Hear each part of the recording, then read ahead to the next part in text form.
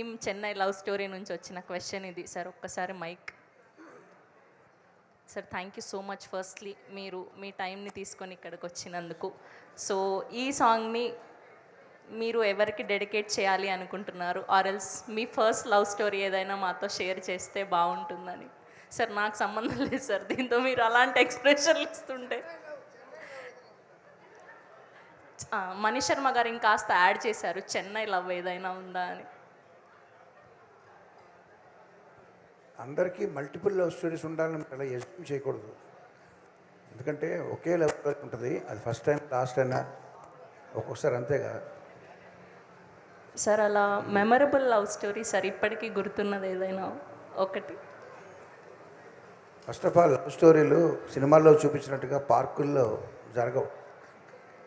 ఎప్పుడైతే పార్కుల్లో ఉండదో లవ్, అది ప్రైవసీ ఉంటుంది దానికి. ఇది కూడా పార్క్ లాంటిది ఈ పబ్. అందుకని ఇక్కడ చెప్పను అంటారు. ఓకే, సో మీరు ఇప్పటి వరకు చాలామంది డైరెక్టర్స్తో హీరోస్తో వర్క్ చేశారు. సో వదలను నేను వదలను అన్న ఈ లైన్ ఎవరికి డెడికేట్ చేయాలి అనుకుంటున్నారు? ఈ లైన్ని డైరెక్టర్స్ కాదు, నా ఫ్రెండ్ మణి కంపోజ్ చేసిన ఈ పాటని చెవులకి, చార్ట్స్కి, టాప్ సాంగ్స్ చార్ట్స్ ఉంటాయి కదా స్పాటిఫై, ఐట్యూన్స్, వీటిలో ఆ చార్ట్స్కి డెడికేట్ చేస్తాను. ఎందుకంటే ఆ చార్ట్స్ని, మన చెవుల్ని ఈ పాట వదలకూడదని నేను భావిస్తున్నాను. ఈ పాట వదలదు. కవ్వాలి స్టైల్లో కంపోజ్ చేసిన ఈ పాట హాంటింగ్గా ఉంది. Congrats Mani, very good. Thank you so much sir. And ఇప్పుడు మనీష్ శర్మ గారి ఫేవరెట్ లవ్ స్టోరీ తెలుసుకోబోతున్నాం ఇప్పుడు మనం. రవి నంబూరి గారు, సాయి రాజేష్ గారు, ఎస్కేఎన్ గారు, ధీరజ్ గారు ఇదంతా పగడబందీగా ప్లాన్ చేశారు. లేదు మీ ధీరజ్ గారు అడగకుండా నేను చెప్పేస్తాను. First love, last love, everything is music. Varre వా, అసలు crazy answer. Thank you sir, thank you so much sir. చెప్పండి. అలాగే మా గురువు గారు కీరవాణి గారు, ఆయన ఫస్ట్ సినిమా నుంచి ఒక 100 ఫిలిమ్స్ దాకా నేను పనిచేశాను. ఎంతో నేర్చుకున్నాను సార్ మీ దగ్గర నుంచి. సార్ వన్ మెమరబుల్ థింగ్ చెప్పండి. మీరు ఒక 20 years బ్యాక్ ఆర్ఎల్స్ 10 years బ్యాక్ ఏదైనా మర్చిపోలేని 100 సినిమాలు, every film, every song is a lovely memory of working for that. చెప్పమంటారు? Thank you sir. ఆయన ఏదో చెప్పబోతున్నారు సార్, చెప్పండి సార్.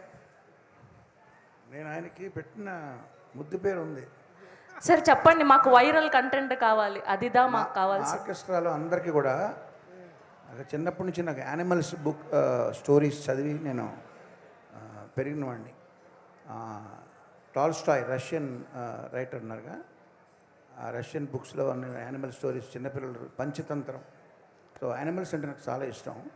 సో నా ఆర్కెస్ట్రాలో అందరికీ కూడా యానిమల్స్ పేర్లు ఉంటాయి. ఆయన పేరేంటో ఆయనే చెప్తారు. ఈ సస్పెన్స్ ఏంటి సార్? ఆ పేరేంటో చెప్పండి. ఏనుగంట. ఏనుగా? అంత బలమైన వాళ్ళు అని అర్థం. ఏనుగని పేరు పెట్టారు.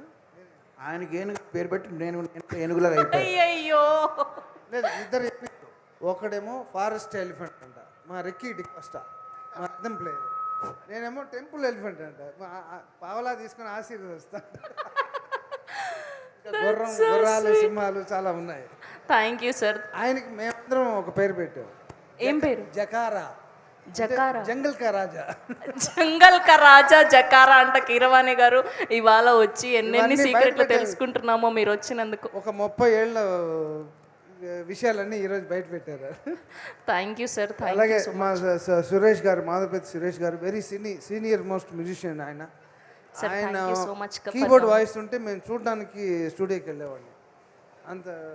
అలాగే మా అనూప్, అందరూ, మా కళ్యాణ్ మాలిక్ గారు, వచ్చిన ప్రతి కంపోజర్కి thank you so much sir for blessing me. Thank you sir, thank you so much. So ఇప్పుడు మా అసలు సిస్సలైన పేరు, మా మోస్ట్ ట్రెండింగ్ పేరు